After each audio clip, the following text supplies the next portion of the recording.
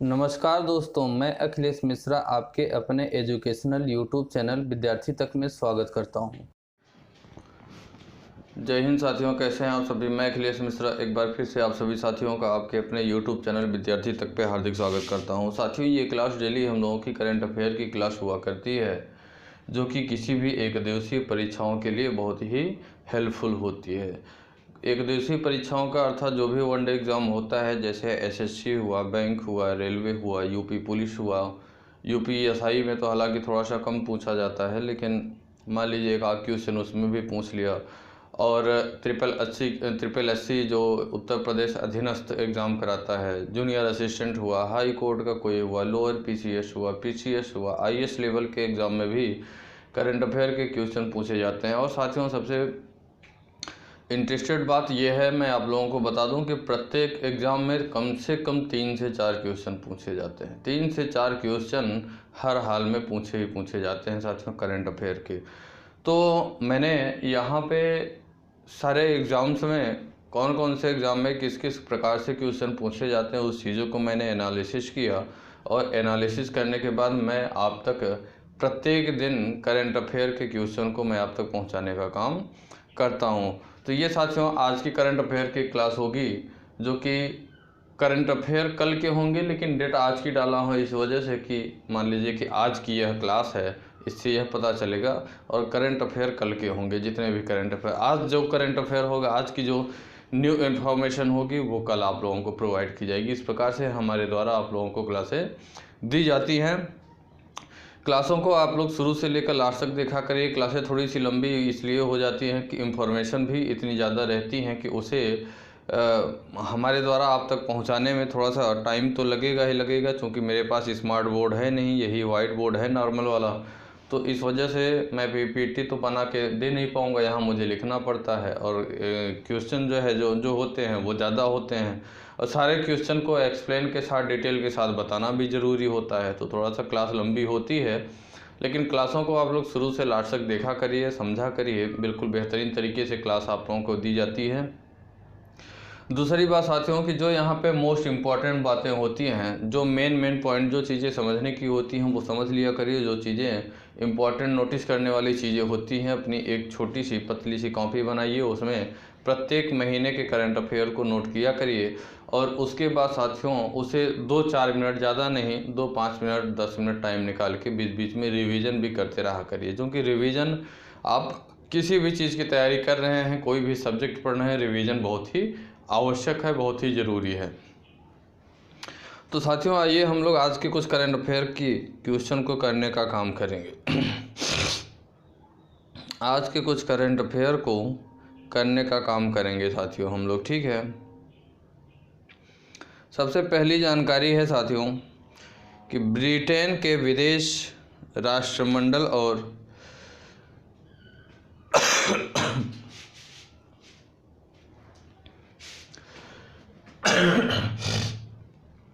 ठंडी का टाइम है। ब्रिटेन के विदेश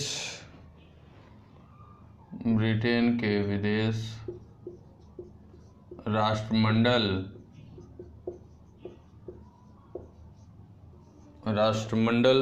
और विकास मामलों के मंत्री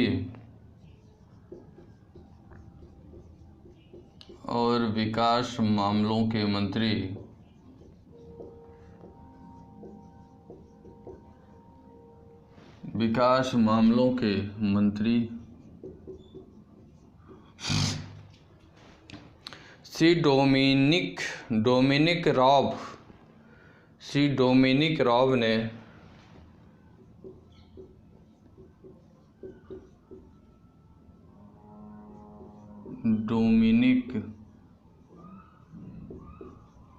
रॉब ने प्रधानमंत्री से मुलाकात किया। भारत के प्रधानमंत्री नरेंद्र मोदी से मुलाकात की।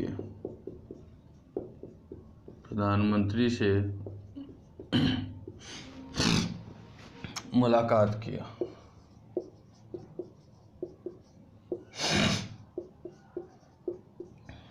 साथियों, ब्रिटेन के विदेश राष्ट्रमंडल और विकास मामलों के जो मंत्री हैं, जिनका नाम है श्री डोमिनिक रॉब, क्या नाम है, श्री डोमिनिक रॉब ने भारत के प्रधानमंत्री श्री नरेंद्र मोदी जी से मुलाकात किया। साथियों, विदेश राष्ट्रमंडल और विकास मामलों के मंत्री डोमिनिक रॉब नरेंद्र मोदी से मुलाकात की। ब्रिटेन के प्रधानमंत्री श्री बोरिस जॉनसन के साथ अभी हाल ही में टेलीफोन पर हुई अपनी बातचीत को स्मरण कराते हुए प्रधानमंत्री श्री नरेंद्र मोदी ने कोविड के बाद की दुनिया में भारत ब्रिटेन भागीदारी के महत्व पर भी जोर देने की बात हुई।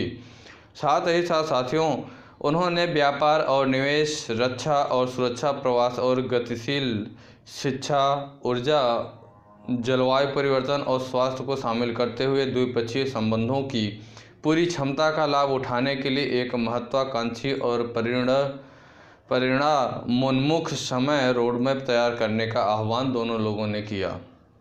दोनों लोगों का आपसी साथियों जो चर्चा हुई, वो जो व्यापार पे चर्चा हुई और निवेश पे, साथ ही साथ रक्षा और सुरक्षा पे, प्रवास और गतिशीलता पे, शिक्षा पे चर्चा हुई, जलवायु पे, ऊर्जा पे, साथियों स्वास्थ्य को शामिल करते इन सभी चीज़ों में बात किया गया।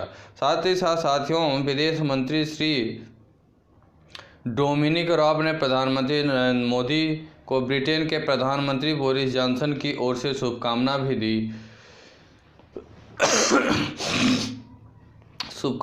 दी। उन्होंने अभी हाल में ब्रिटेन द्वारा सह मेजबानी में आयोजित जलवायु महत्वाकांक्षी शिखर सम्मेलन में प्रधानमंत्री की भागीदारी के लिए धन्यवाद भी दिया। उन्होंने कहा कि ब्रिटेन की सरकार साझा मूल्यों और हितों के आधार पर भारत के साथ अपने संबंधों को आगे बढ़ाने तथा काम और वैश्विक चुनौतियों को मिलाकर मुकाबला करने की क्षमता को भी प्राथमिकता देती है।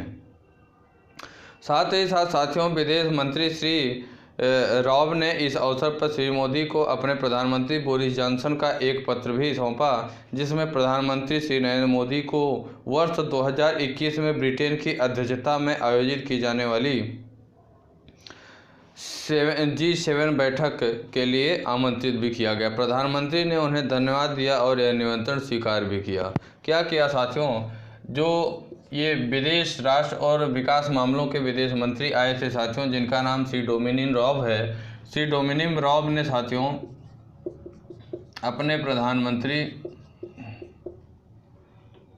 अर्थात ब्रिटेन के प्रधानमंत्री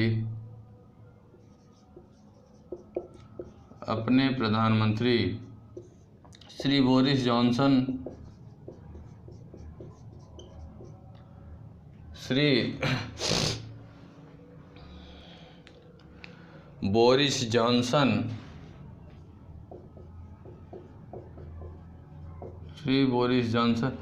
रॉब ने अपने प्रधानमंत्री श्री बोरिस जॉनसन की ओर से एक पत्र भी दिया साथियों, की ओर से भारत के प्रधानमंत्री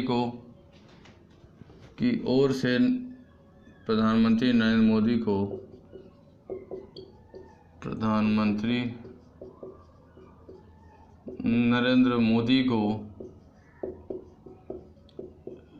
एक पत्र भी दिया। वह पत्र क्या था साथियों?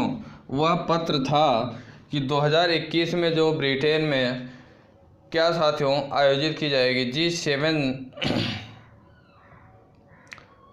G7 साथियों बैठक आयोजित की जाएगी, उस बैठक में आमंत्रित किया है। इस पत्र में ब्रिटेन के जो प्रधानमंत्री जॉनसन हैं, इन्होंने प्रधानमंत्री नरेंद्र मोदी को आमंत्रित किया है। प्रधानमंत्री नरेंद्र मोदी को G7 बैठक के लिए आमंत्रित किया है।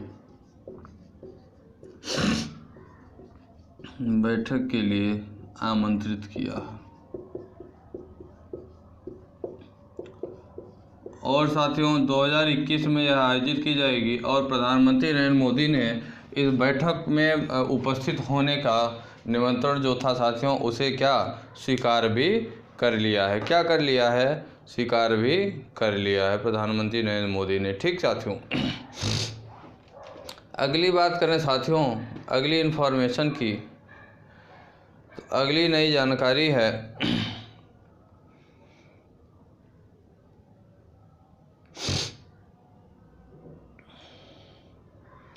अगली जानकारी है साथियों, केंद्रीय मंत्रिमंडल ने विद्युत क्षेत्र में आपसी हितों के, अगली नई जानकारी है केंद्रीय मंत्रिमंडल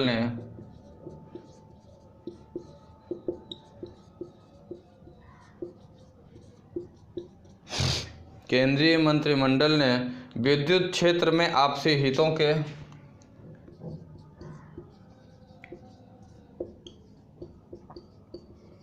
विद्युत क्षेत्र में आपसी हितों के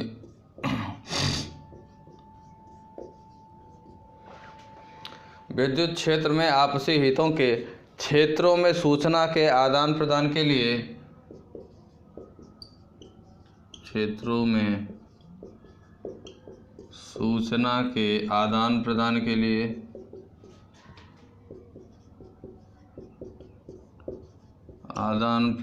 लिए क्या किया साथियों, भारत और संयुक्त राज्य अमेरिका के बीच समझौता ज्ञापन को मंजूरी दी है।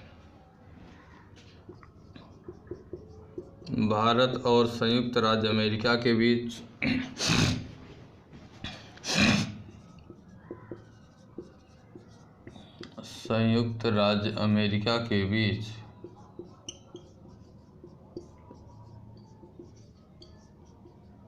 समझौता ज्ञापन को मंजूरी दी है।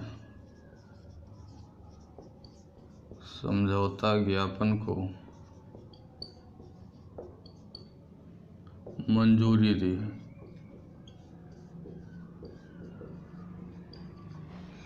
साथियों, केंद्रीय मंत्रिमंडल जो है वह विद्युत क्षेत्र में आपसी हितों के क्षेत्र में सूचना के आदान प्रदान के लिए किसके बीच, भारत और संयुक्त राज्य अमेरिका के बीच साथियों समझौता ज्ञापन को क्या दिया गया, मंजूरी दिया गया। किसके लिए साथियों, समझौता ज्ञापन को मंजूरी देने का काम किया गया। साथियों, प्रधानमंत्री नरेंद्र मोदी की अध्यक्षता में केंद्रीय मंत्रिमंडल ने केंद्रीय विद्युत नियामक आयोग, केंद्रीय विद्युत नियामक आयोग, भारत और संघीय ऊर्जा नियामक आयोग, संयुक्त राज्य अमेरिका के बीच विद्युत क्षेत्र में आपसी हितों के क्षेत्र में सूचना और अनुभवों के आदान प्रदान के लिए समझौता ज्ञापन पर हस्ताक्षर करने के लिए केंद्रीय विद्युत नियामक आयोग के प्रस्ताव को अपनी मंजूरी दे दी है। ठीक साथियों, अगर बात करें तो यह समझौता ज्ञापन दक्ष थोक विद्युत बाजार विकसित करने और ग्रिड विश्वसनीयता बढ़ाने के लिए नियामक और नीतिगत ढांचे को बेहतर बनाने में मदद करने की बात की जा रही है।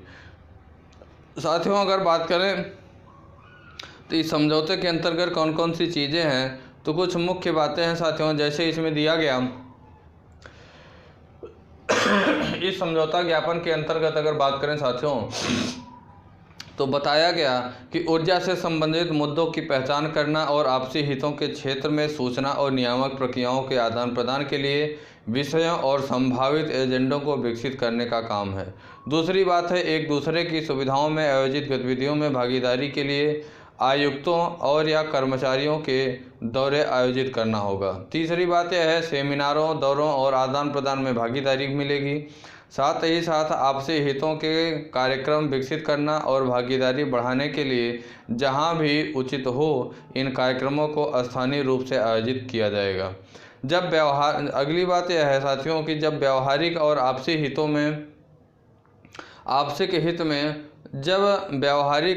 हित में हो तो ऊर्जा के मुद्दे पर वक्ताओं और अन्य कर्मचारियों अर्थात प्रबंधन एवं तकनीकी, चाहे दोनों क्षेत्र के उपलब्ध हों, इन दोनों अन्य कर्मचारियों को भी उपलब्ध कराया जाएगा। ये बातें साथियों इसके अंतर्गत किया गया। किसके अंतर्गत, ये जो भारत और अमेरिका के बीच साथियों समझौता ज्ञापन हुआ है। किसके बीच, भारत और अमेरिका के बीच समझौता ज्ञापन हुआ है साथियों।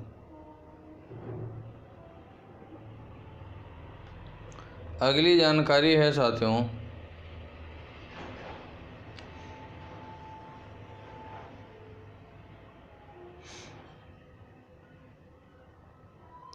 अगली नई जानकारी की बात करें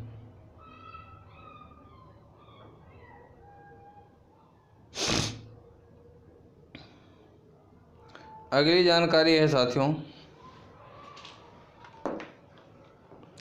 कि भारत इस्पात प्राधिकरण लिमिटेड, अगली नई जानकारी है भारत इस्पात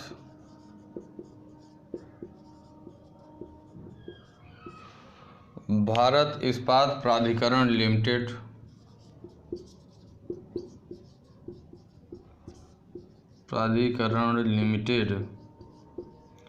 भारत इस्पात प्राधिकरण लिमिटेड को golden peacock environment management award 2020 प्राप्त हुआ है। को गोल्डन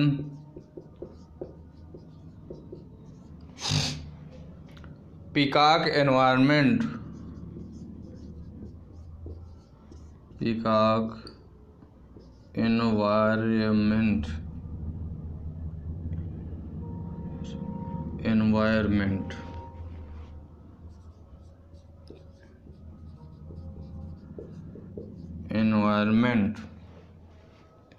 मैनेजमेंट अवार्ड 2020 में प्राप्त हुआ है।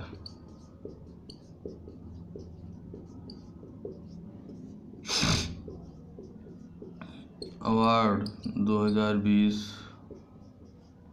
प्राप्त हुआ। क्या प्राप्त हुआ साथियों? भारत इस्पात प्राधिकरण लिमिटेड को, किसे? भारत इस्पात प्राधिकरण लिमिटेड को साथियों golden peacock environment management award 2020 प्राप्त हुआ है। कौन सा अवार्ड साथियों? गोल्डन पीकॉक एनवायरनमेंट अवार्ड, जो कि 2020 में प्राप्त हुआ है। ठीक साथियों, किसे? भारत इस्पात प्राधिकरण लिमिटेड को। साथियों, भारतीय इस्पात प्राधिकरण लिमिटेड को इंस्टीट्यूट ऑफ डायरेक्टर्स द्वारा, यह साथियों किसके द्वारा प्राप्त हुआ? ये साथियों भारतीय इस्पात प्राधिकरण लिमिटेड को यह जो पुरस्कार प्राप्त हुआ साथियों, यह अवार्ड प्राप्त हुआ, यह किसके द्वारा प्राप्त हुआ? इंस्टीट्यूट ऑफ डायरेक्टर्स के द्वारा। इंस्टीट्यूट ऑफ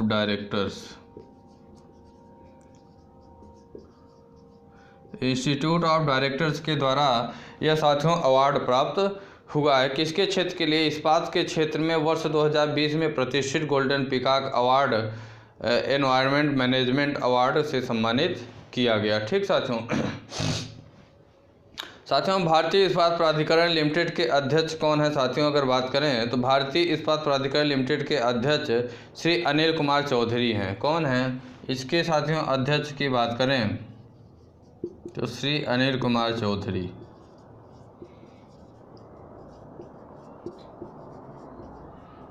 अनिल कुमार चौधरी जी इसके अध्यक्ष हैं। कौन है? अनिल कुमार चौधरी जी साथियों इसके अध्यक्ष हैं अगर बात करें तो। और अगर अगली बात करें इसी में साथियों तो सामूहिक प्रयासों की सराहना करते हुए कहा कि सेल लगातार 2 वर्षों से इस पुरस्कार का विजेता रहा है। यह सेल जो है साथियों भारतीय इस्पात प्राधिकरण लिमिटेड के अध्यक्ष ने कहा कि सेल लगातार 2 वर्षों से इस पुरस्कार का विजेता रहा है और यह टिकाऊ और पर्यावरण के अनुकूल इस्पात निर्माण की दिशा में कंपनी द्वारा किए गए प्रयासों का प्रमाण है। यह पुरस्कार साथियों इस श्रेणी के सबसे प्रतिष्ठित पुरस्कार में से एक भी माना गया। ग्लोबल वार्मिंग और जलवायु परिवर्तन के लिए, किसके लिए? ग्लोबल वार्मिंग और जलवायु परिवर्तन के लिए जिम्मेदार विभिन्न पर्यावरणीय समस्याओं को ध्यान में रखते हुए यह पुरस्कार उद्योग जगत को अपने पर्यावरण संबंधी प्रदर्शन को बेहतर करने और एक मानक स्थापित करने के लिए अपने साथी उद्यमों के साथ प्रतिस्पर्धा करने के लिए प्रोत्साहित करता है।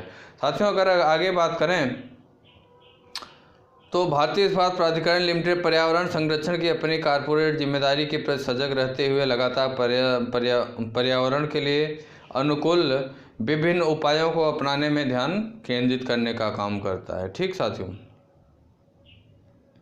अगली नई जानकारी की बात करें साथियों तो अगली नई जानकारी है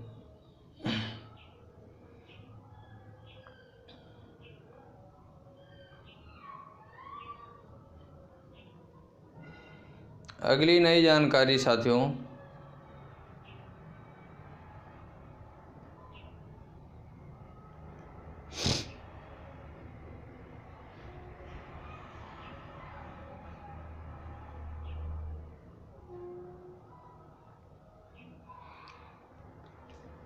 अगली नई जानकारी है कि NICTE द्वारा प्रधानमंत्री विशेष छात्रवृत्ति योजना के तहत 20,000 रुपये का निर्वाह भत्ता जारी किया जाएगा। अगली नई जानकारी है साथियों कि AICTE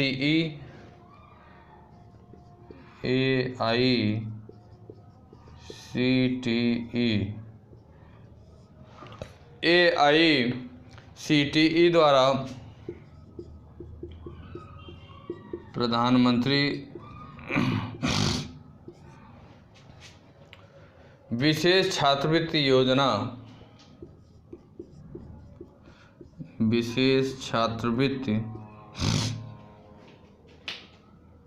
छात्रवृत्ति योजना योजना के तहत 20,000 रुपये का निर्वाह भत्ता जारी किया जाएगा। योजना के तहत 20,000 रुपये का निर्वाह भत्ता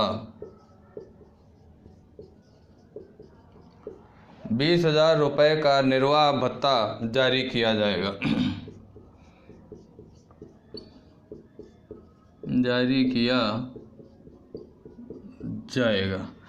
साथियों, AICTE द्वारा प्रधानमंत्री विशेष छात्रवृत्ति योजना के तहत कितना 20,000 रुपये का निर्वाह भत्ता जारी किया जाएगा। ठीक साथियों, यह 20,000 रुपये जारी करके जम्मू एवं कश्मीर और लद्दाख के छात्रों को सहायता प्रदान की है।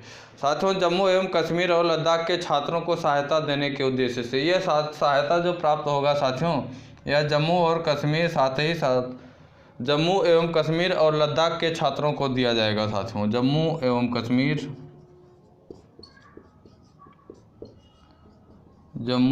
कश्मीर और किसे साथियों, लद्दाख के छात्रों को साथियों, किसके, जम्मू एवं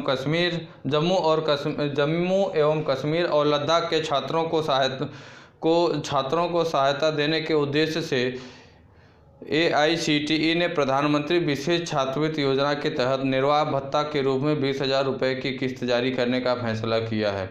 यह निर्णय साथियों छात्रों को अपनी ऑनलाइन पढ़ाई पूरी करने में मदद देने और समर्थ बनाने के लिए लिया गया है। ये जो निर्णय लिया गया साथियों, यह निर्णय इसलिए लिया गया कि जिससे कि छात्र अपनी ऑनलाइन पढ़ाई जो है, एजुकेशन का जो ट्रेंड चला है इस समय साथियों, आसानी से वो अपनी पढ़ाई करने में समर्थ हो सकें। ठीक साथियों, इसमें अगर बात करें तो AICTE ने सभी संस्थानों को वर्ष 2020-21 के लिए संपूर्ण शैक्षणिक शुल्क पहले ही जारी कर दिया है। इस साथियों योजना के दिशा निर्देश के अनुरूप पिछले शैक्षणिक वर्ष 2019-20 के अंत तक का संपूर्ण निर्वाह भत्ता जारी किया गया था। इसके बाद कोविड-19 के कारण देश भर के शैक्षणिक संस्थान बंद हो गए और केवल ऑनलाइन कक्षाएं चल रही हैं। चूँकि इसमें कोई छात्रावास और भोजनालय का खर्च शामिल नहीं है, इसलिए निर्वाह भत्ता को छात्रों के शैक्षणिक संस्थानों में वास्तविक रूप से शामिल होने तक के लिए निलंबित कर दिया गया है। ठीक साथियों, मतलब ये जो था साथियों, उसे तब तक के लिए निलंबित कर दिया गया है जो खाना वगैरह इत्यादि का जो पैसा आता था, जब तक छात्र स्वयं मतलब भोजन, छात्रावास और भोजन का खर्च जो शामिल था उसे निलंबित कर दिया गया है तब तक के लिए, जब तक छात्र साथियों शैक्षणिक संस्थानों में वास्तविक अर्थात स्वयं उपस्थित नहीं होंगे, तब तक के लिए इसे क्या कर दिया गया है, निलंबित कर दिया गया है। ठीक साथियों, अगली नई जानकारी की बात करें साथियों,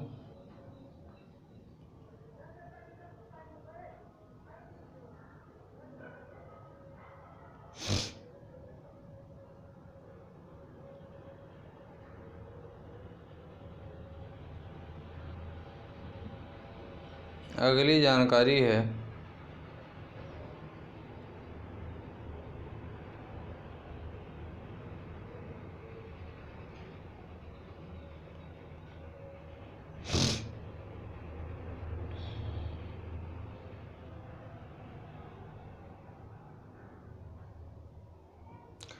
राज्य के लिए नागरिक केंद्रीय सुधारों को लागू करने की समय सीमा 15 फरवरी 2021 तक बढ़ाई गई है।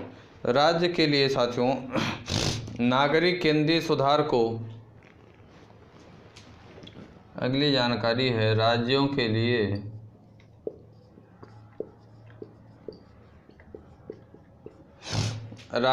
लिए नागरिक केंद्रीय सुधारों को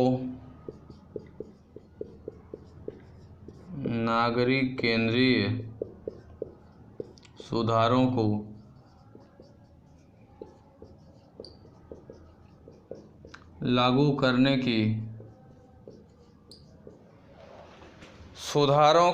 करने की समय सीमा 15 फरवरी 2021 तक बढ़ाई गई। लागू करने की समय सीमा 15 फरवरी 2021 तक बढ़ाई गई। 2021 तक क्या की गई? बढ़ाई गई। साथियों राज्यों के लिए नागरिक केंद्रीय सुधारों को लागू करने के लिए जो समय सीमा है वो कब तक? 15 फरवरी 2021 तक बढ़ाई गई। साथियों सुधारों के पूर्ण होने पर राज्यों को अतिरिक्त ऋण लेने की अनुमति मिलेगी। इसके अंतर्गत सफल राज्यों को पूंजीगत व्यय के लिए अतिरिक्त वित्तीय सहायता भी मिलेगी। 11 राज्यों ने पहले ही कम से कम एक क्षेत्र में सुधार के कार्य पूरे किए हैं। वित्त मंत्रालय के व्यय विभाग ने राज्यों को विभिन्न क्षेत्रों में नागरिक केंद्रीय सुधारों को पूर्ण करने के लिए समय सीमा बढ़ा दी है। अब यदि सुधार के कार्यान्वयन के संबंध में नोडल मंत्रालय की सिफारिश 15 फरवरी 2021 तक प्राप्त हो जाती है तो राज्य सुधार से जुड़े लाभों के लिए प्राप्त होंगे। भारत सरकार ने राज्यों द्वारा सुधार के लिए 4 महत्वपूर्ण क्षेत्रों को पहचान किया है। किसके किसके लिए? कि एक राष्ट्र एक राशन कार्ड प्रणाली का क्रियान्वयन किया जाए, कारोबारी सुगमता सुधार किया जाए, शहरी स्थानीय निकाय उपयोगिता सुधार, और अगर बात करें साथियों तो विद्युत क्षेत्र में सुधार की बात की जाए। साथियों इन सुधारों के क्षेत्रों के संबंध में 17 मई 2020 को राज्यों को सूचित किया गया था। कब? 17 मई 2020 को राज्यों को सूचित किया गया था। इन सभी चीज़ों के लिए साथियों नागरिक केंद्रीय सुधारों के लिए 17 मई 2020 को ही राज्यों को क्या कर दिया गया था? आगाह कर दिया गया था या सूचित कर दिया गया था। सुधारों को सफलतापूर्वक पूर्ण करने वाले राज्यों को 2 लाभ प्राप्त करने के पात्र हैं। ऐसे राज्यों को प्रत्येक सुधार को पूरा करने के लिए उनके सकल राज्य घरेलू उत्पाद अर्थात GSDP के 0.25% के बराबर अतिरिक्त ऋण की सुविधा मिलेगी। इस सुविधा के तहत सभी 4 सुधारों को पूरा करने पर राज्यों को 2.14 लाख करोड़ रुपए का अतिरिक्त ऋण का लाभ भी प्राप्त होगा। ठीक साथियों यही सारी फैसिलिटीज़ इसके अंतर्गत मिलेगी। और अगली जानकारी की बात करें साथियों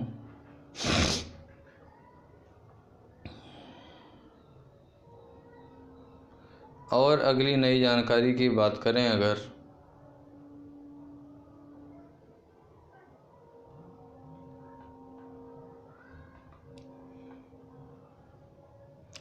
प्रसार भारती के मुख्य कार्यकारी अधिकारी ABU के उपाध्यक्ष चुने गए। ABU के जो उपाध्यक्ष थे साथियों उन्हें प्रसार भारती का मुख्य कार्यकारी अधिकारी बनाया गया अर्थात CEO चीफ एग्जीक्यूटिव ऑफिसर बनाया गया। प्रसार भारती ने साथियों 16 दिसंबर प्रसार भारती ने आज प्रसारण में एक वैश्विक उपलब्धि हासिल की।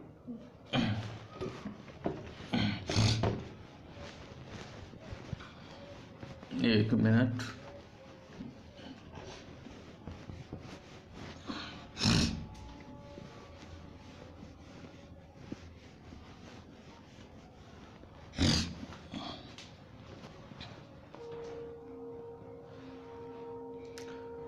प्रसार भारती के मुख्य कार्यकारी अधिकारी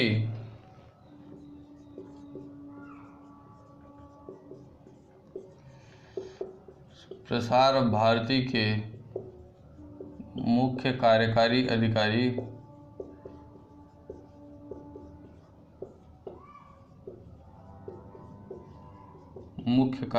अधिकारी ABU के उपाध्यक्ष बनाए गए। ABU के उपाध्यक्ष बनाए गए। क्या बनाए गए? ABU के उपाध्यक्ष जो थे साथियों, उन्हें प्रसार भारती के मुख्य कार्यकारी अधिकारी जो थे साथियों, उनको ABU का उपाध्यक्ष बनाया गया। क्या बनाया गया? ABU का उपाध्यक्ष बनाया गया। ठीक साथियों, प्रसार भारती ने आज प्रसारण में एक और वैश्विक उपलब्धि हासिल की। मुख्य कार्यकारी अधिकारी शशि शेखर वेम्पति को, किसे साथियों? ये जो मुख्य कार्यकारी अधिकारी थे साथियों, इनका क्या नाम है? इनका नाम है शशि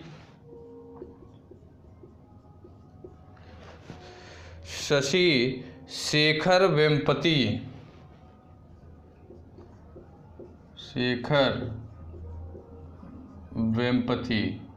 क्या नाम है? शशि शेखर वेम्पति जी को साथियों दुनिया के सबसे बड़े प्रसारण संघों में शुमार एशिया प्रांत प्रसारण संघ, ABU का फुल फॉर्म क्या होगा साथियों? एशिया प्रशांत प्रसारण संघ। ABU की अगर बात करें,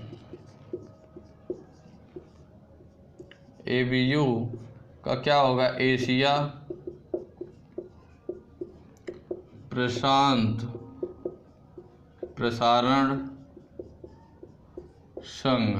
क्या है? एशिया प्रशांत प्रसारण संघ इसका नाम होगा साथियों। इसका उपाध्यक्ष चुना गया, किसे? शशि शेखर वेम्पति को। ठीक, और साथियों संघ की महासभा के दौरान आज चुनाव हुआ, जो कोविड-19 के दौरान वर्चुअल तरीके से संपन्न हुआ। साथियों 16 दिसंबर को इसका क्या हुआ? इलेक्शन हुआ, अर्थात चुनाव हुआ, वर्चुअल माध्यम से इसे संपन्न किया गया। साथियों श्री शशि शेखर वेम्पति को तत्काल प्रभाव से 3 साल के लिए ABU के उपाध्यक्ष के लिए चुना गया। इसके उपाध्यक्ष के लिए साथियों किसे? शशि शेखर वेम्पति को, शशि शेखर वेम्पति को कब तक के लिए साथियों? 3 साल के लिए चुना गया। 3 साल के लिए साथियों ABU का उपाध्यक्ष चुना गया। किसका? ABU का उपाध्यक्ष चुना गया। ठीक, 3 साल के लिए ABU का उपाध्यक्ष साथियों इन्हें चुना गया। केंद्रीय सूचना और प्रसारण मंत्री श्री प्रकाश जावड़ेकर ने श्री शशि शेखर वेम्पति के चुनाव के लिए उन्हें बधाई दी और भारत के पक्ष में मतदान करने वाले सभी ABU सदस्यों को धन्यवाद भी, केंद्रीय सूचना और प्रसारण मंत्री श्री प्रकाश जावड़ेकर ने धन्यवाद भी दिया। साथियों जानकारी के लिए बता दें कि एशिया प्रशांत क्षेत्र में लगभग सभी सार्वजनिक प्रसारणों ने भारत में सार्वजनिक प्रसारक की उम्मीदवारी की पूरी दृढ़ता से समर्थन किया, जिसे NHK जापान द्वारा बढ़ाया गया था। चीन के NRTA के तहत से उम्मीदवार की उम्मीदवारी असफल रही, क्योंकि वह किसी भी सदस्य का समर्थन हासिल करने में विफल रहे, और इस तरह ABU के उपाध्यक्ष पद के चुनाव में प्रसार भारती के CEO के लिए मार्ग प्रशस्त हुआ। एशिया प्रशांत प्रसारण संघ के स्थापना की बात करें साथियों, तो इसकी स्थापना 1964 में प्रसारण संगठनों के पेशेवर संघ के रूप में की गई थी। साथियों अगर बात करें किसकी? ABU की साथियों अगर स्थापना की बात करें, इसकी स्थापना कब की गई साथियों? इसकी स्थापना 1964 में की गई। ABU की स्थापना अर्थात एशिया प्रशांत प्रसारण संघ की स्थापना 1964 में की गई साथियों। 57 देशों और क्षेत्रों के इसके 286 से अधिक सदस्य हैं। इसके साथियों कितने? 57 देश, 57 देश, और अगर बात करें साथियों तो 286 से अधिक सदस्य हैं इसके। 286 से अधिक इसके क्या हैं साथियों? सदस्य हैं। इसके क्या हैं साथियों? सदस्य भी हैं। इसकी करीब 3 अरब आबादी तक पहुंच है साथियों। इसके साथियों जो यह एशिया प्रशांत प्रसारण संघ है, इसकी अगर पहुंच की बात करें तो इसकी पहुंच कितनी? 3 अरब, कितनी? 3 अरब आबादी तक इसकी साथियों क्या है, पहुंच भी है। 3 अरब आबादी तक इसकी साथियों पहुंच है। ठीक, अगली जानकारी की बात करें साथियों,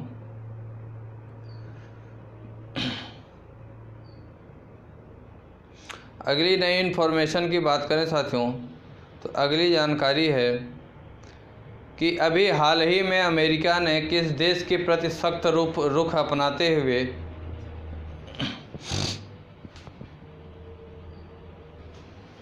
अभी हाल ही में, अगली जानकारी है,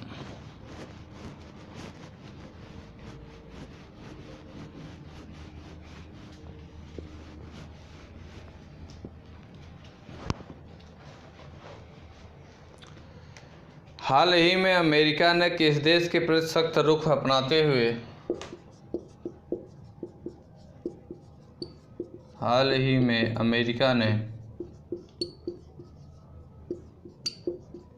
किस देश के प्रति, भारत के प्रति साथियों, भारत के प्रति सख्त रुख अपनाते हुए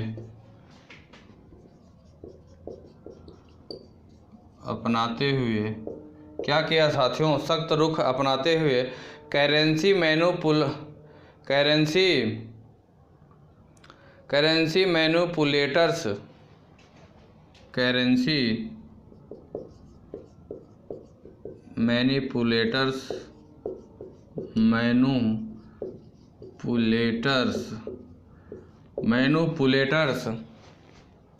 यानी मुद्रा में हेरफेर करने वाले देशों की निगरानी, मुद्रा में हेरफेर करने वाले देशों की, मुद्रा में हेरफेर करने वाले देशों की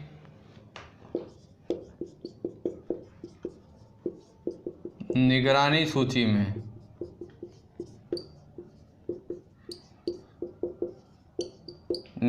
सूची में डाल दिया है।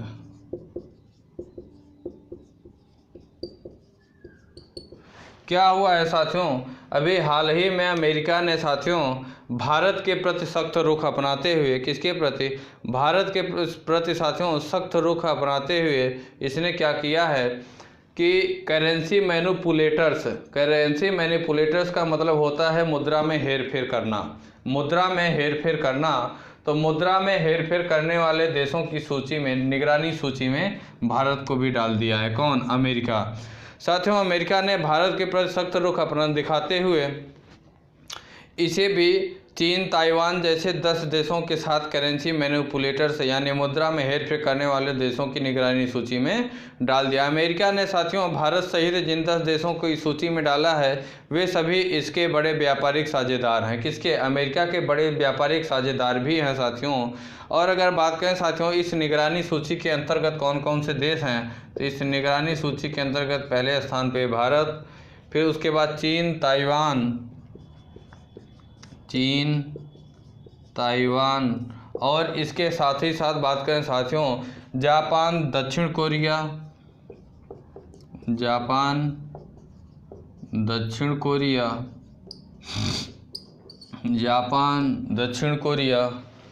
जर्मनी, इटली,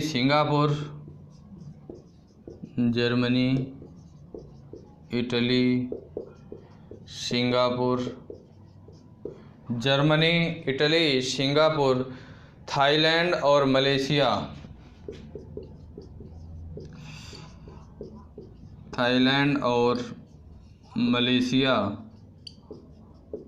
इसमें शामिल है। साथियों ये जो अमेरिका ने सख्त रुख अपनाते हुए भारत को करेंसी मैनिपुलेटर्स अर्थात मुद्रा में हेरफेर की सूची में भारत को भी शामिल किया है, इसके अंतर्गत टोटल 10 देश हैं। कौन कौन से देश साथियों, भारत, चीन, ताइवान, जापान, दक्षिण Korea, Germany, Italy, Singapore, Thailand और साथ ही साथ मलेशिया। ये सभी 10 देशों को साथियों अमेरिका ने मुद्रा में हेरफेर करने के लिए, मुद्रा में हेरफेर करने वाले देशों के अंतर्गत जो एक निगरानी सूची बनाई गई उस सूची में रख दिया है। ठीक साथियों, ये नई जानकारी। अभी हाल ही में भारत को भी मुद्रा में हेरफेर करने की सूची में अमेरिका ने डाल दिया है। अगली जानकारी की बात करें साथियों, खेल मंत्रालय ने किस समिति पर लगा बैन तुरंत प्रभाव से हटा लिया है। अगली जानकारी है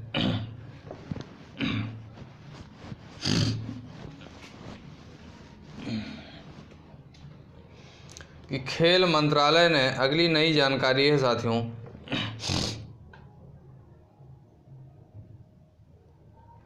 खेल मंत्रालय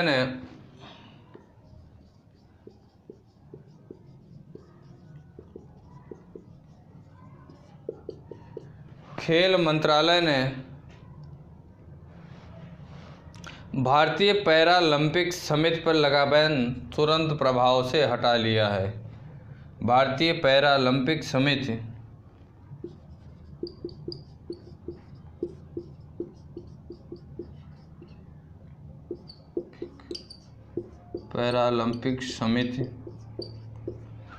भारतीय पैरालंपिक समिति पर लगा बैन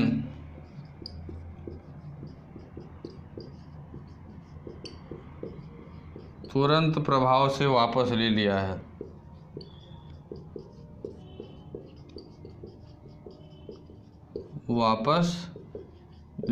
है। साथियों, कौन साथियों? खेल मंत्रालय ने साथियों क्या किया, भारतीय पैरालंपिक समिति पर जो बैन लगाया था उसे तत्काल प्रभाव से या तुरंत प्रभाव से क्या किया, वापस ले लिया। साथियों, पैरालंपिक समिति पर खेल मंत्रालय ने पिछले साल खराब संचालन के कारण यह बैन लगा दिया गया था। वह बैन साथियों पिछले साल लगाया गया था, किसके लिए? खराब संचालन के कारण लगाया गया था। और साथियों इसके बाद PCI अगर बात करें, अर्थात भारतीय पैरालंपिक समिति ने अपने अध्यक्ष राव इंद्रजीत को बर्खास्त करने का फैसला भी किया था। जब साथियों खराब प्रदर्शन के लिए साथियों इस पे बैन लगा दिया गया था, तो उसी समय भारतीय पैरालंपिक समिति के जो अध्यक्ष है जिनका नाम राव इंद्रजीत था, उन्हें भी बर्खास्त करने का फैसला कर लिया था। मंत्रालय को राव इंद्रजीत की शिकायत मिली थी, जिन्हें बहुमत से हटाए जाने का काम हुआ था। ठीक साथियों, अगली नई जानकारी की बात करें साथियों, तो अगली जानकारी है कि रक्षा अनुसंधान एवं विकास संगठन ने स्वदेशी तरीके से विकसित किस मिसाइल का ओडिशा के बालासोर तट से सफल परीक्षण किया है।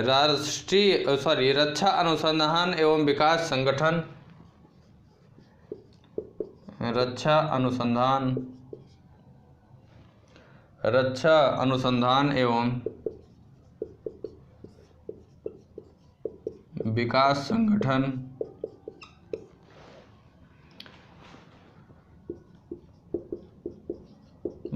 संगठन ने स्वदेशी तरीके से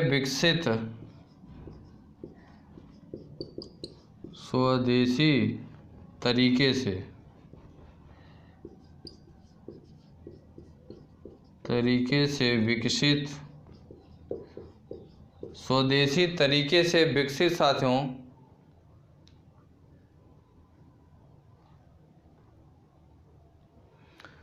किस मिसाइल का ओडिशा के बालासोर तट से सफल परीक्षण किया गया। पृथ्वी 2 मिसाइल का साथियों, पृथ्वी 2 मिसाइल का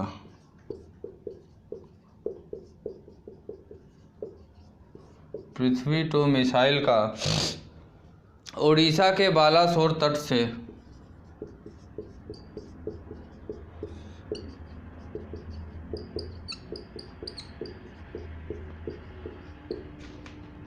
सफल परीक्षण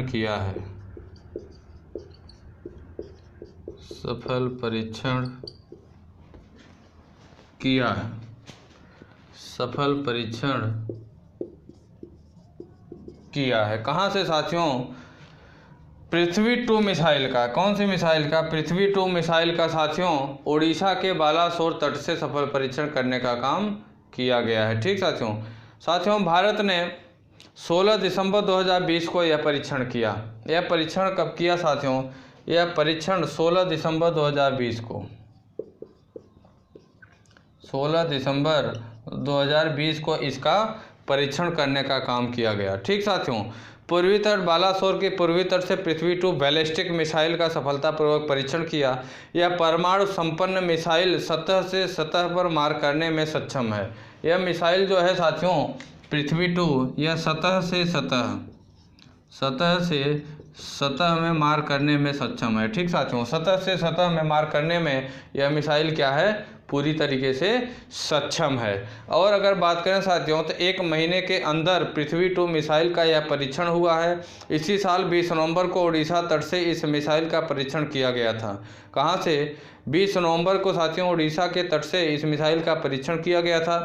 पृथ्वी टू मिसाइल की मारक क्षमता की बात करें साथियों तो 350 किलोमीटर इसकी मारक क्षमता है। इसकी अगर मारक क्षमता की बात करें साथियों, मारक क्षमता की बात करें तो 350 कितना 350 किलोमीटर इसकी मारक क्षमता है। 350 किलोमीटर इसकी क्या है साथियों, मारक क्षमता है पृथ्वी टू मिसाइल की। ठीक साथियों, कहाँ से? उड़ीसा के बालासोर तट से इसका सफल परीक्षण किया गया। ठीक साथियों, अगली जानकारी की बात है साथियों, अगली नई जानकारी है कि विश्व बैंक ने भारत में विकास कार्यों की अगली नई जानकारी है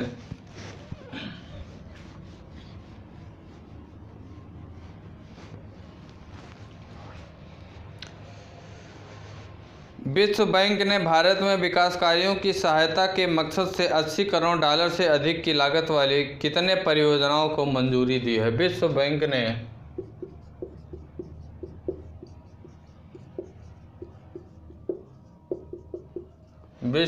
ने भारत में विकास कार्यों की सहायता के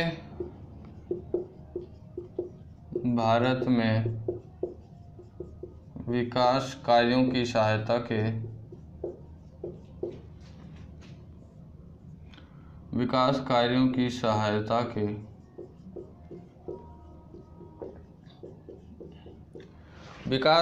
की सहायता के मकसद से 80 करोड़ डॉलर से अधिक सहायता के मकसद से 80 करोड़ डॉलर से अधिक की लागत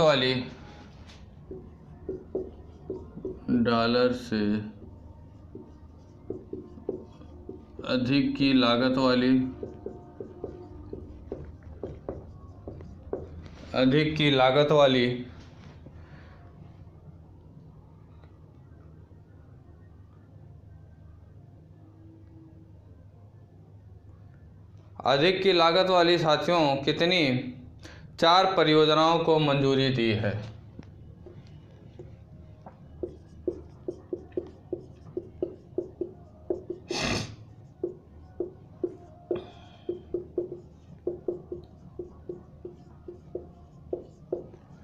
चार परियोजनाओं को मंजूरी दी है साथियों। विश्व बैंक ने भारत में विकास कार्यों की सहायता के मकसद से 80 करोड़ रुपए के डॉलर से अधिक की लागत वाली कितनी 80 करोड़ डॉलर से अधिक की लागत वाली कितनी 4 परियोजनाओं को मंजूरी दी है। कितनी परियोजनाओं को? 4। यह मंजूरी साथियों 16 दिसंबर को दिया गया।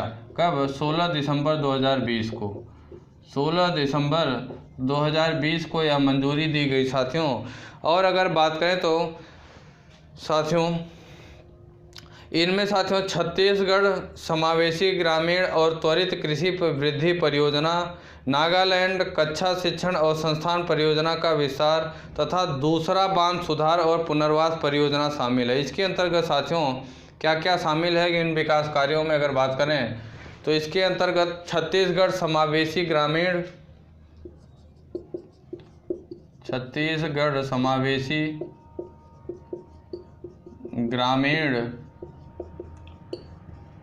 और छत्तीसगढ़ समावेशी ग्रामीण और बात करें साथियों त्वरित कृषि वृद्धि परियोजना,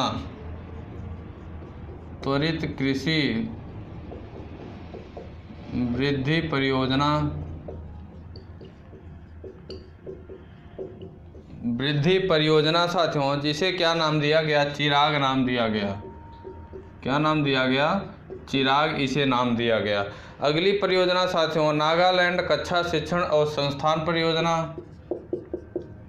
नागालैंड कक्षा शिक्षण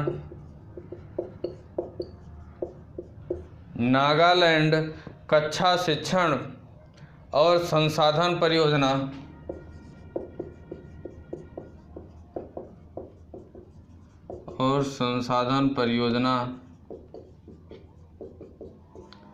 और अगर बात करें साथियों, तथा दूसरा बांध सुधार और पुनर्वास परियोजना इसमें शामिल है। दूसरा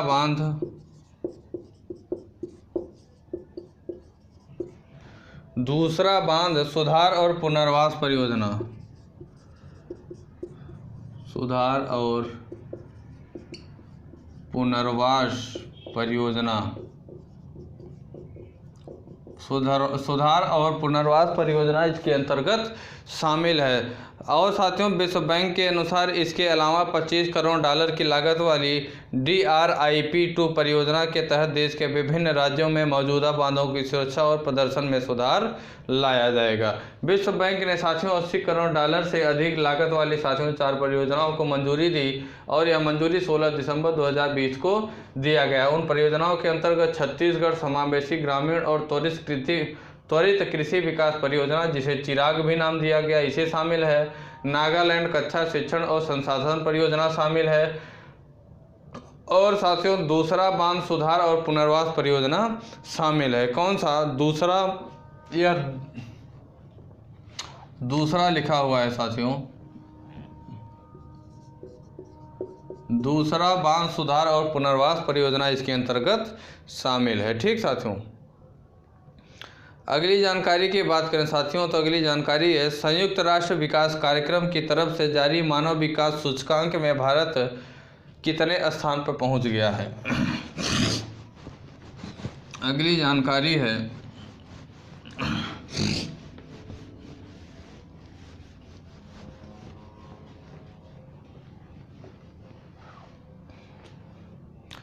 संयुक्त राष्ट्र विकास कार्यक्रम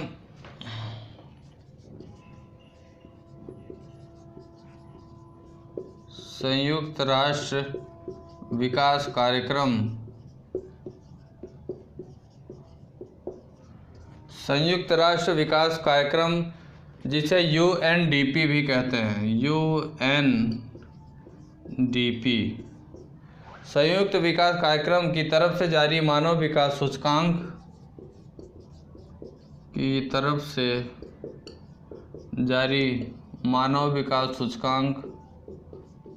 मानव विकास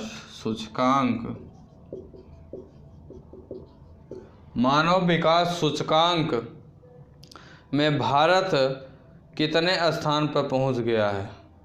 भारत साथियों सूचकांक में भारत कितने स्थान पे साथियों? भारत 131वें स्थान पर पहुंच गया है। 131वें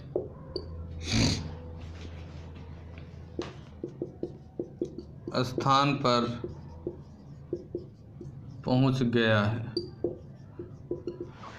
संयुक्त राष्ट्र विकास कार्यक्रम की तरफ से जारी मानव विकास सूचकांक में भारत साथियों 131वें स्थान पे पहुंच गया है। ठीक साथियों, भारत 2 अंक फिसला है साथियों।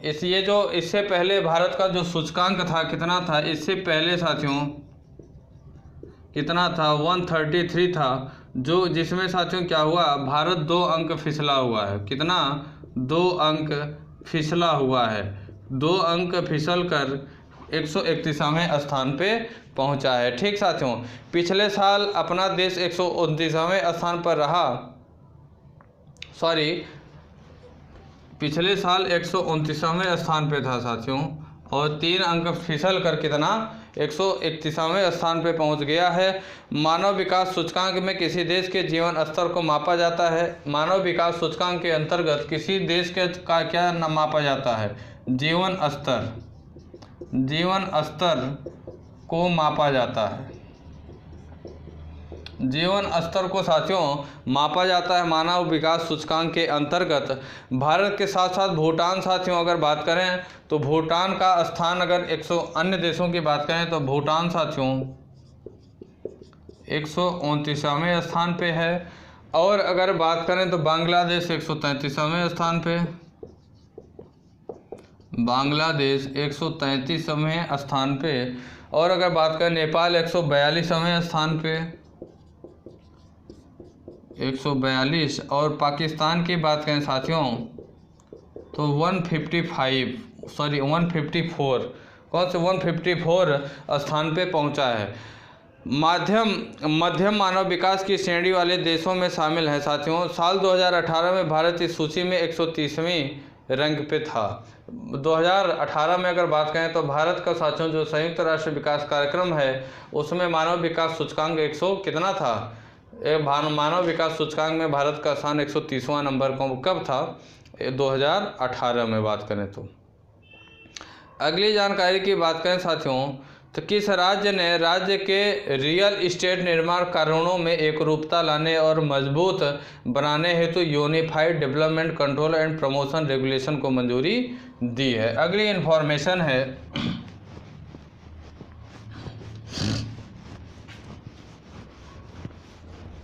अगली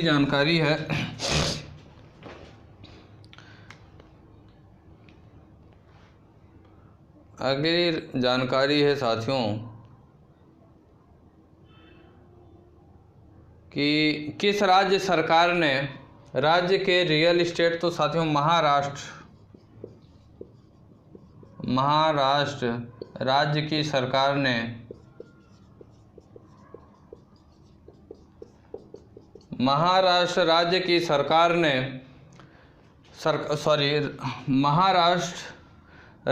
सरकार ने राज्य के रियल इस्टेट निर्माण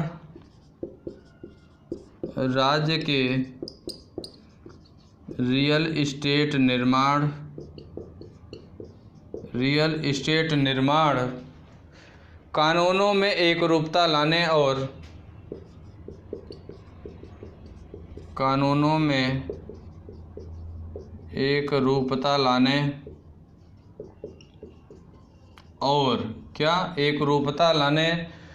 साथियों मजबूत बनाने हेतु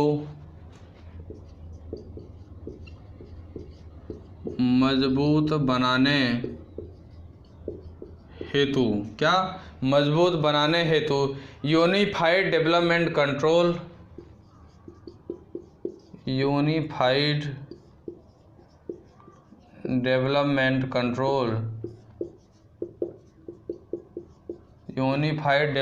कंट्रोल एंड प्रमोशन रेगुलेशन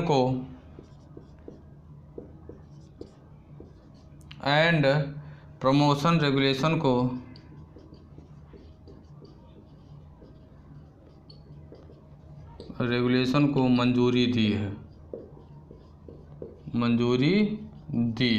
क्या दिया है साथियों, मंजूरी दी है। महाराष्ट्र राज्य की सरकार ने साथियों रियल इस्टेट निर्माण कानूनों में एकरूपता लाने और मजबूत बनाने हेतु unified development control and promotion regulation को मंजूरी देने का काम किया है। ठीक साथियों, अब बात करें साथियों तो नियमों का यह नया सेट मुंबई और कुछ निकटवर्ती क्षेत्र जैसे हिल स्टेशन, पर्यावरण संवेदनशील क्षेत्र और निर्दिष्ट निगम क्षेत्र को छोड़कर पूरे राज्य के सभी नगर निगम परिषदों और नगर पंचायतों पर लागू होने का बात यह किया जा रहा है। यह किफ़ायती आवास परियोजना के स्टॉक को बढ़ाने में मदद करेगा और व्यापार करने में आसानी के साथ साथ डेवलपर्स को अपने संसाधन प्रबंधन को बेहतर बनाने में मदद करने का काम करेगा। ठीक साथियों, मदद करने का काम करेगा। अगली जानकारी है कि किस देश के पूर्व टेस्ट ऑलराउंडर एरिक फ्रीमैन का 76 वर्ष की उम्र में निधन हो गया। किस देश के साथियों,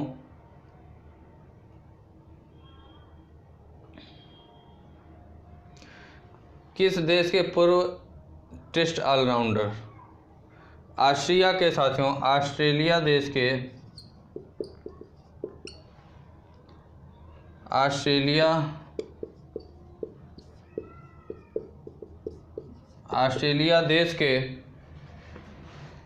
पूर्व टेस्ट ऑलराउंडर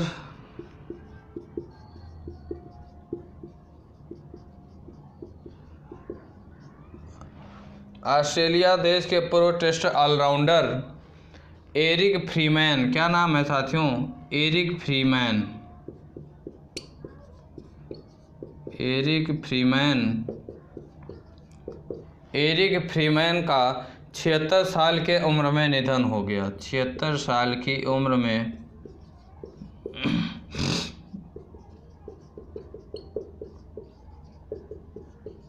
निधन हो गया। साथियों, कहाँ के? ऑस्ट्रेलिया देश के पूर्व टेस्ट क्या है? पूर्व टेस्ट ऑलराउंडर।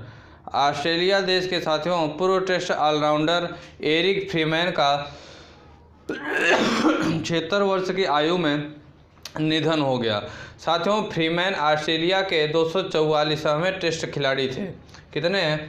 ऑस्ट्रेलिया के साथियों फ्रीमैन जो हैं यह 244वें खिलाड़ी थे। कौन से? 244वें टेस्ट खिलाड़ी थे। इन्होंने साथियों 1968 में गाबा में भारत के खिलाफ इंटरनेशनल क्रिकेट में डेब्यू किया था। शुरुआत में साथियों इन्होंने कब? 1968 में ये सबसे पहले टेस्ट को खेलने का प्रारंभ किए थे। कब? भारत के खिलाफ खेलना शुरू किया था। साथियों, फ्रीमैन ने ऑस्ट्रेलिया के लिए 11 इंटरनेशनल टेस्ट मैच खेले हैं। फ्रीमैन की बात करें साथियों तो ये ऑस्ट्रेलिया के लिए कितना? 11 इंटरनेशनल टेस्ट मैच खेलने का काम किया है, जिसमें साथियों ये 345 रन बनाए हैं। 345 रन बनाए। साथ ही साथ 2 अर्धशतक भी इन्होंने मारा है। कितना? 2 अर्धशतक भी इस दौरान 2 अर्धशतक भी इन्होंने मारा। और साथियों इन्होंने अपने टेस्ट करियर में 34 विकेट भी लिए। साथ ही साथ साथियों ये 34 विकेट भी लेने का काम किए। विकेट भी लिए साथियों अपने पूरे करियर में। अगर बात करें तो 34 विकेट लिए, 2 अर्धशतक मारे। और साथियों अगर बात करें तो पूरे टेस्ट के दौरान ये 345 कितने? 345 रन भी इन्होंने बताए, जिसमें साथियों 2 अर्धशतक शामिल है। कितना? 2 अर्धशतक शामिल है। अगली जानकारी है साथियों, किस देश का चांग E5 यान चंद्रमा की सतह से पत्थर और मिट्टी के नमूने लेकर पृथ्वी पर लौट आया है? तो साथियों चीन भेजा था। ये मैं आप लोगों को बताया ही था। कौन भेजा था? चीन ने चंद्रमा पर क्या भेजा था? मिट्टी और चट्टान के कुछ टुकड़ों को लाने के लिए चांग E5 क्या? चांग E5 यान चंद्रमा की सतह पर भेजा था। तो किस देश का चांग E5? तो चीन देश का साथियों। चीन देश का चांग E5। चीन देश का चांग E5 यान चंद्रमा की सतह से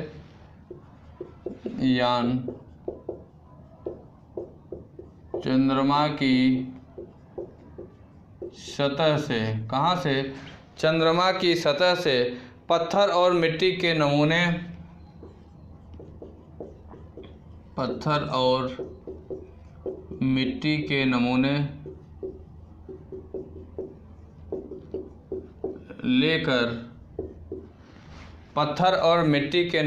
लेकर पृथ्वी पर लौट आया है।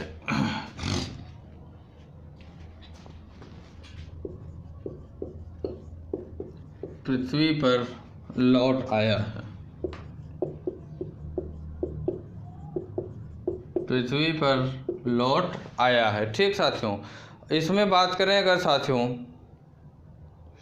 तो चीन का चांग E5 यान चंद्रमा की सतह से पत्थर और मिट्टी के नमूने लेकर पृथ्वी पर लौट आया है। अमेरिका के अपोलो और सोवियत संघ के लूना चंद्र अभियानों के बाद पहली बार कोई देश चांद की सतह से नमूने लेकर आया है। इन नमूनों से पृथ्वी के इस उपग्रह की सतह और उसके अतीत के बारे में नई जानकारियां मिल सकेंगी। ये जो नमूने प्राप्त हुए हैं साथियों, कौन से?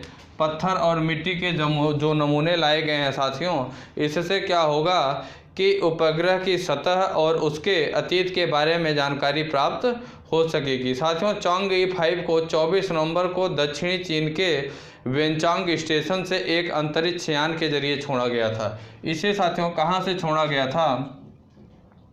ये चांग E5 यान की अगर बात करें तो इसे साथियों 24 नवंबर को दक्षिणी चीन के 24 नवंबर को दक्षिणी चीन के वेनचांग स्टेशन